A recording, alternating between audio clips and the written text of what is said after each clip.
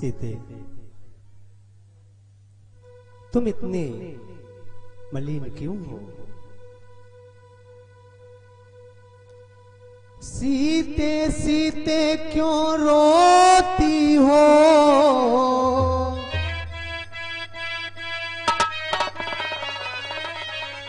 हे प्रिय, सीते सीते क्यों रोती हो? क्या धरा वेदनाओं में है? सुख दुख है एक समान उन्हें, बल जिनकी आत्माओं में है।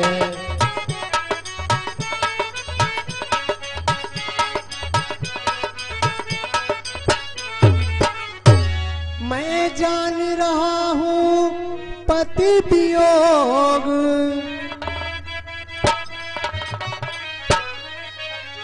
हे वैदेही, मैं जान रहा हूँ पति वियोग, तुम नहीं प्रिय सह सकती हो। फिर भी आत्मा में बल लाओ, बल होगा तो रह सकती हो।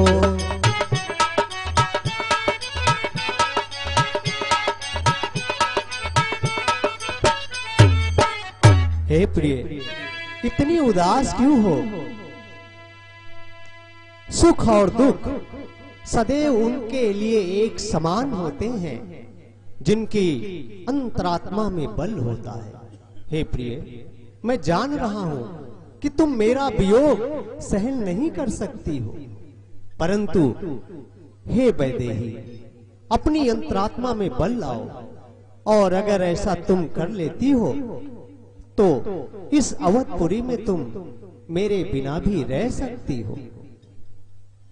हे नाथ, अब लाज छोड़ कर कहती हूँ,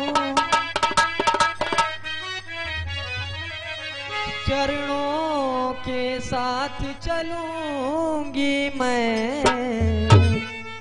यदि आप भभूति रमाएंगे तो भस्म में मलूंगी मैं।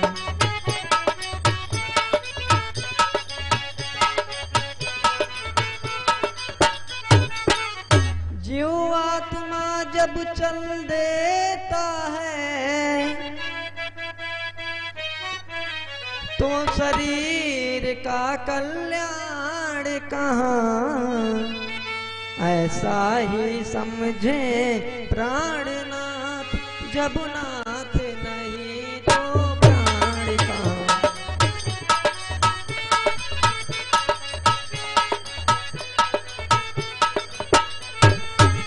हे नाथ, जब आप यहाँ नहीं रहेंगे तो मैं यहाँ रह के क्या करूँगी? मैं भी आपके साथ बन चलूंगी। हे प्रिय, तुम जिद ना करो। चलने को तो चल सकती हो,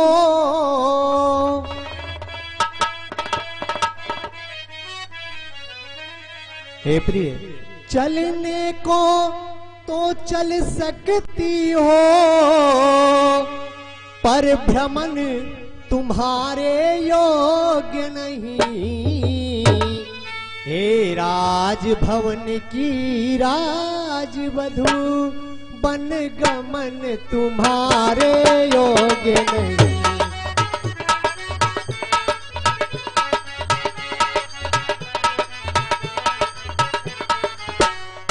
यह कोमल तन सुकुमार कहाँ?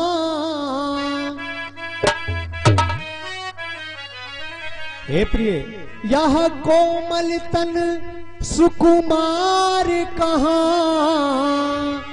वह कहाँ विपिन संकट में है, जिसमें बनचरों राक्षसों का, बाघों का, ब्यालों का घर है।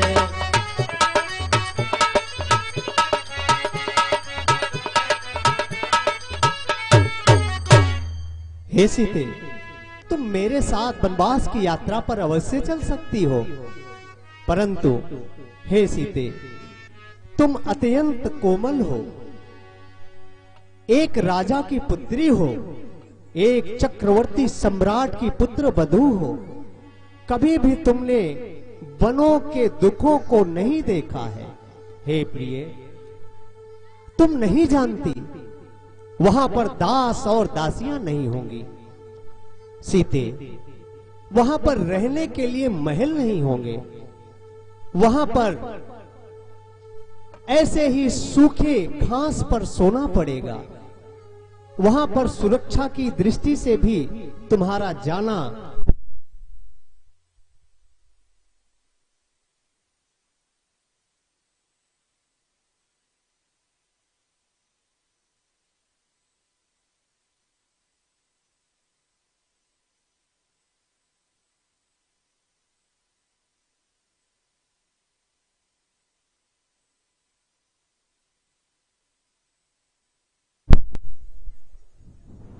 हे प्रिय, इसलिए वनवास में जब हम रहेंगे तो वहां हमें वनों के बीच में रहना पड़ेगा और वहां पर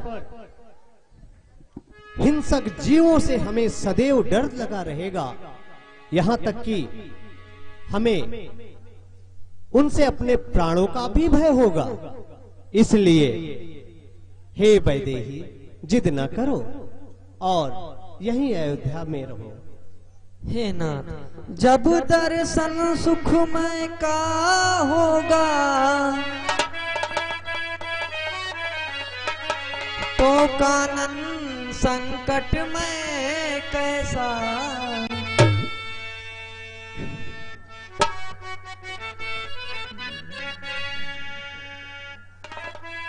सिंह सिंह के साथ रहे तो उसको डर या भय कैसा।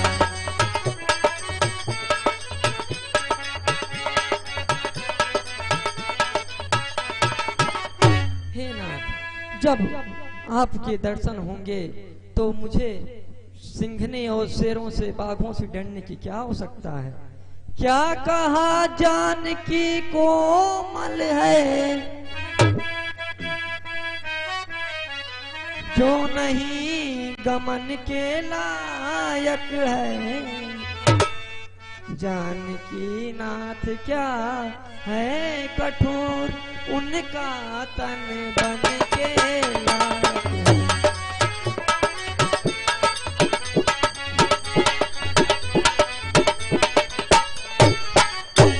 कहने को हम अब लाए हैं, पर हम में कितने ही बल हैं। हम कठोर से भी हैं कठोर, हम कोमल से भी कोमल हैं।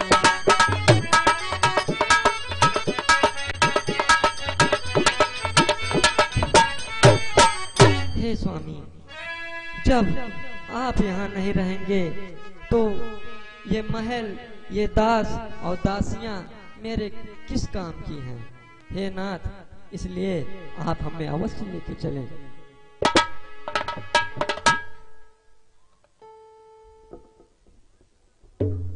सीते, तुम व्यर्थ ही मेरे साथ चलने की जिद कर रही हो और तुम ये भी जानती हो मैं कैसे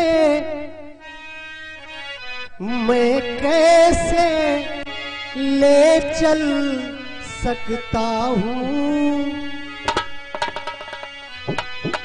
मैं कैसे ले चल सकता हूँ, जब हूँ आज्ञा के बंधन में।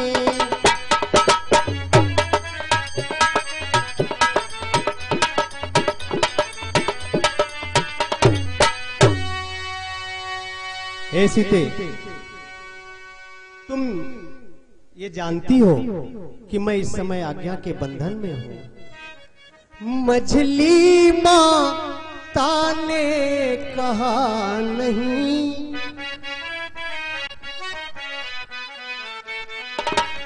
मझली माता ने कहा नहीं, सीता भी जाएगी वन में।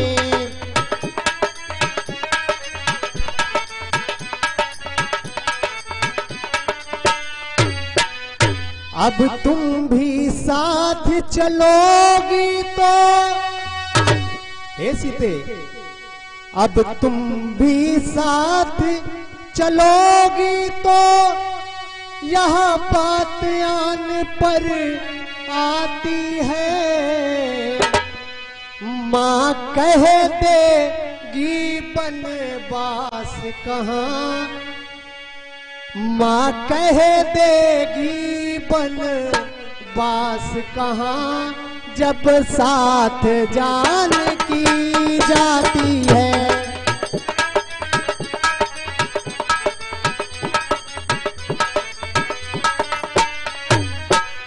हे सीते, मुझे बन जाने के लिए आदेश प्राप्त हुआ है और उस आदेश में माता और पिता किसी ने भी तुम्हें साथ ले जाने के लिए मुझे आदेशित नहीं किया है।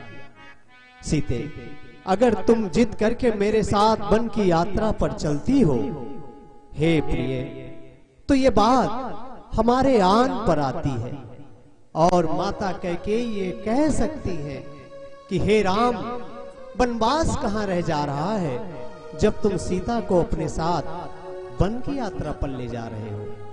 इसलिए हे देवी, जिद ना करो और यही अयोध्या में रहो। हे नाथ, कह चुकी बड़ी माता मुझसे,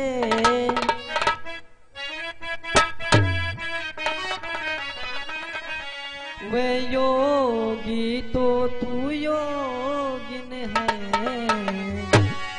दे चुकी मुझे भी आज्ञा, यह बेटी तू भी बनवास में।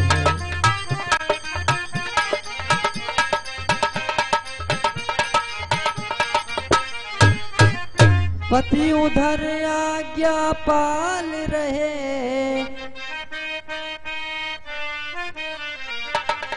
मैं इधर आज्ञा पालूंगी। पति अपना धर्म संभाल रहे, मैं अपना धर्म संभालूंगी।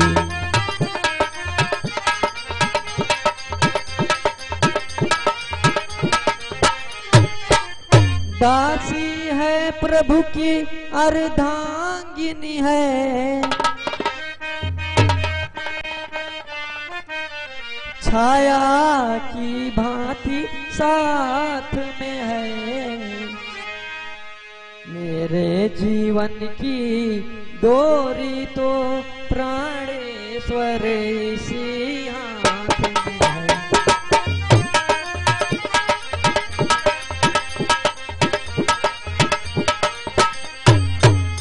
हे नाथ, हमें जरूर बन ले चलिए। जिए बिनु देह नदी बिनु वारी, तैसे नाथ पुरुष बिनु नारी।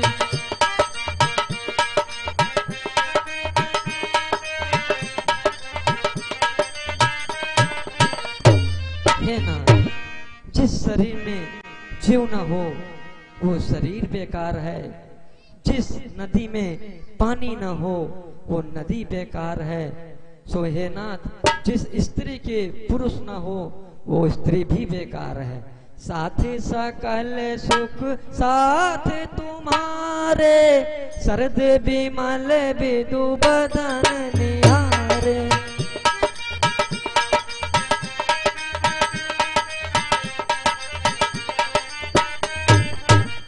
हे नाथ, मेरा सारा सुख तो आपको इन श्री चरणों को निहारने में है, इसलिए हे प्रभु, हमको भी अपने साथ ले चलिए।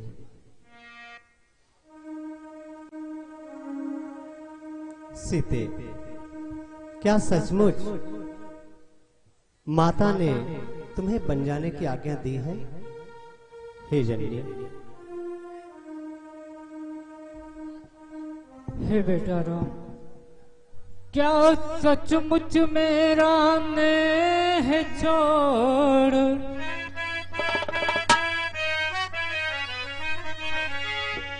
क्या सचमुच मेरा नेह छोड़ जोड़ोगे नाताया आज्ञा से? क्या सचमुच होंगे बनवासी तोड़ोगे प्रीति अयोध्या से?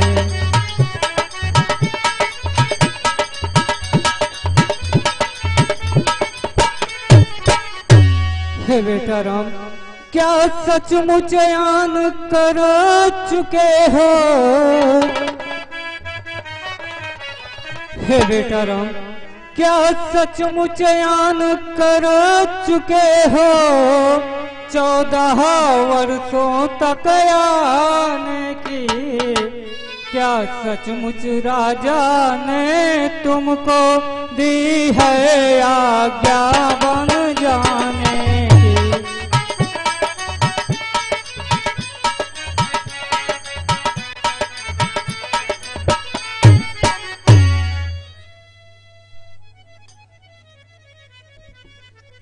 मैया, आपने सत्य सुना है। मैया मैया मैया क्या बतलाऊं,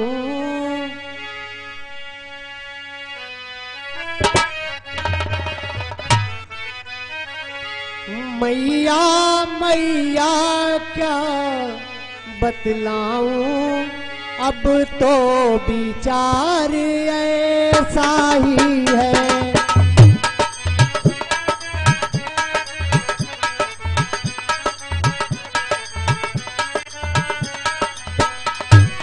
हे माता, मैया मैया क्या बतलाऊं, अब तो विचार ऐसा ही है।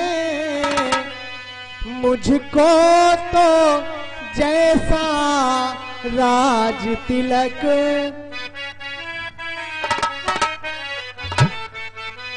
हे माता, मुझको तो जैसा राज तिलक बन जाना भी वैसा ही है।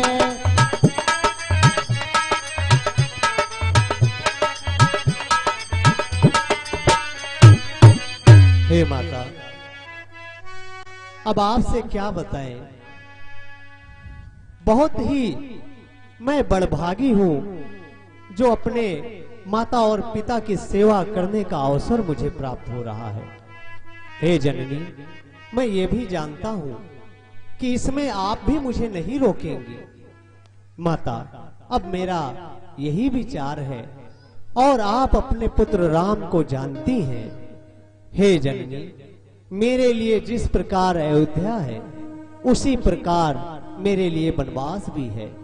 इसलिए हे माता, प्रसन्नचित्त होकर के हमें वनवास की यात्रा पर जाने के लिए आज्ञा प्रदान करें।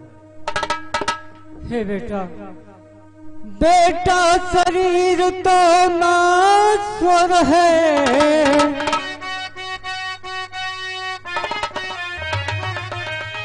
हे बेटा राम, बेटा शरीर तो नाश्वर है, नाश्वर का मोह छोड़ देना, आत्मा सदैव अविनाशी है, इससे ही ने जोड़ लेना।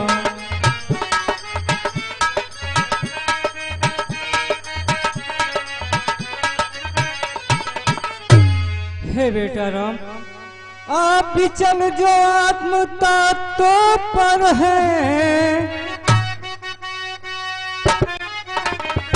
हे बेटा राम, आप भी चल जो आत्म तत्व पर है, निर्भय ही पद को पाते हैं, माया व्यापक करती उनको जो माया को अपनाते हैं।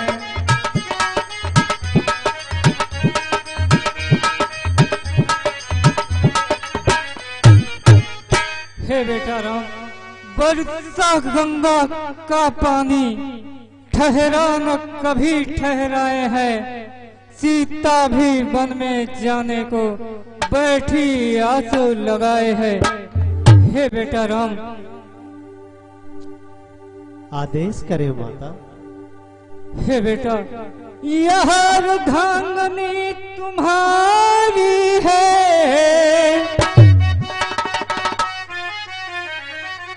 हे बेटा राम, यह अर्धांगनी तुम्हारी है। इसको भी राम साथ में लो। मैं आज्ञा तुमको देती हूँ, इसका भी हाथ हाथ में लो।